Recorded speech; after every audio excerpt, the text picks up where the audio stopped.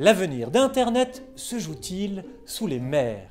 Des centaines de milliers de kilomètres de câbles relient les continents en passant sous les océans. On peut avoir l'impression qu'Internet c'est surtout une histoire de Wi-Fi ou de 4G. Eh bien, c'est faux. Ce sont 340 câbles sous-marins qui engloutissent 99% du trafic transcontinental. Oui, rien de plus tangible finalement que l'Internet. Laissez-moi d'ailleurs vous raconter une petite histoire. En 2010, un câble de 4600 km reliant Tahiti en Polynésie française à Hawaï est mis en service. Son nom, Onotua. À Hawaï, les populations autochtones y ont vu une marque de plus de la domination des Américains sur leur archipel. Les Tahitiens, en revanche, ont fêté l'arrivée de ce câble en posant à Papenou, là où le câble atterrit, une stèle en l'honneur d'Onotua. Parce que Onotua, c'est aussi un nom faisant écho à la mythologie locale et aux voyages ultramarins. En tout cas, il est urgent de s'intéresser à ceux qui, derrière cet immense réseau sous-marin, tirent les ficelles. Je veux parler des maîtres des câbles. Pour que notre Internet turbine à plein régime, les 1400 satellites qui tournent autour de la Terre ne servent à rien. Non, sans câble de fibre optique, impossible d'envoyer à peu de frais vos photos du mont Fuji à Tata Judith qui ne sort jamais de chez elle à Vienne. D'où ce principe fondamental aujourd'hui en géopolitique. Plus les câbles sont loin, plus on s'éloigne de la marche du monde. Logique, qui veut conquérir la planète doit maîtriser les grands axes. Pour notre affaire, tout a commencé au 19e siècle avec le bon vieux télégraphe. 1850, un premier câble sous-marin est tiré entre la France et le Royaume-Uni. L'enjeu, gagner en temps et en fiabilité dans la transmission des informations entre ces deux puissances. Très vite, parce que les pouvoirs politiques sont liés à ceux de l'argent, les empires coloniaux sont raccordés aux métropoles. Terre-Neuve ou Key West, Alger ou Bombay, Singapour ou Hong Kong, voici venu le temps des réseaux sous les mers, première génération. 1988, on change de monde avec l'inauguration du premier câble de fibre optique. Et ça tombe bien, parce que les années 90, c'est aussi l'essor de l'Internet. C'est pour toutes ces raisons que les Américains, les Britanniques, les Français ont gardé la main sur la plupart des consortiums très fermés qui gèrent ces câbles sous-marins. D'ailleurs, ces trois puissances restent à ce jour au cœur du réseau, et ça saute tout de suite aux yeux.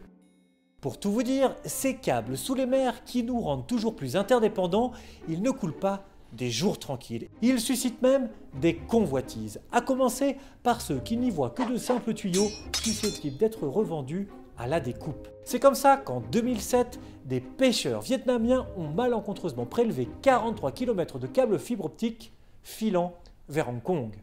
Il faut dire que les autorités les avaient bien autorisés à faire de la récup sur des câbles traînant dans les parages depuis la guerre du Vietnam. Mais depuis lors, verboten, zone interdite, les autorités ont trop à perdre dans ce genre d'affaires. Évidemment, à l'heure des transactions à haute fréquence, le temps de l'information, c'est plus que jamais de l'argent. Cela dit, la politique continue d'avoir des conséquences bien réelles sous les mers. Un exemple, le bien nommé Brexit 1.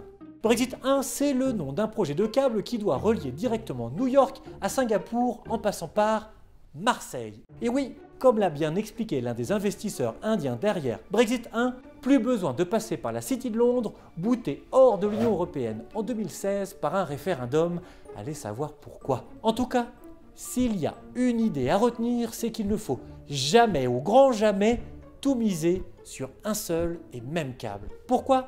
Parce que maîtriser les câbles, c'est aussi contrôler l'accès à l'information. Et ça, le président camerounais Paul Biya, 35 ans de pouvoir au compteur, il en sait quelque chose. Les deux régions anglophones du Cameroun sont souvent considérées comme le poumon économique du pays. Mais bizarrement, ce sont aussi les régions les plus mal loties en services publics. Oui, le pouvoir francophone ne s'en est jamais vraiment préoccupé. Alors, pour tenter de mater la colère des anglophones qui monte ces derniers mois, Paul Biya n'a pas hésité en 2017 à couper l'Internet pendant 183 jours, soit près de 6 mois au total. À ce stade, ce qu'il faudrait ajouter, c'est ceci. Peu importe le contrôle du câble si on est capable de l'espionner. Et c'était là l'enjeu des révélations, en 2013, du lanceur d'alerte Edward Snowden. Ce qu'il avait dénoncé, l'utilisation par les services secrets américains de systèmes ultra discrets capables de copier les données circulant sous les mers. Mais ce qu'il y a de vraiment marquant ces dernières années, c'est la montée en puissance des GAFAM. Et oui, encore eux. 40% des commandes auprès des câbliers viennent à présent des Google, Amazon, Facebook, Apple ou Microsoft. D'ailleurs, Facebook et Microsoft vont bientôt mettre en service Marea. Marea, c'est un câble de 160 terabits par seconde reliant l'Europe aux États-Unis. Et à ce jour, c'est le câble le plus puissant au monde. Parce qu'il faut bien les transporter, toutes nos vidéos de chatons qui nous font tant liker. Pour finir, j'ai bien envie de vous parler d'un projet de câble qui nous emmène au Brésil. Son nom, Eulalink. L'idée d'Eulalink, c'est d'abord de relier directement l'Europe à l'Amérique du Sud, mais c'est surtout de travailler sur un nouveau modèle de gouvernance de câbles sous-marins. Comment? En réservant une partie du trafic pour des laboratoires scientifiques, mais aussi pour des ONG menant des activités d'intérêt public. Oui, parce qu'au fond, la question, elle est peut-être là. Ne faudrait-il pas désormais considérer ces câbles sous-marins comme un bien public mondial ou comme un truc qui nous concerne tous? On l'a bien vu, les câbles ont toujours été contrôlés par une poignée d'apifious. Mais si les grands opérateurs de télécommunications se voient aujourd'hui rattrapés par les GAFAM, les internautes, eux, n'ont toujours pas voix au chapitre. Vous voyez le topo?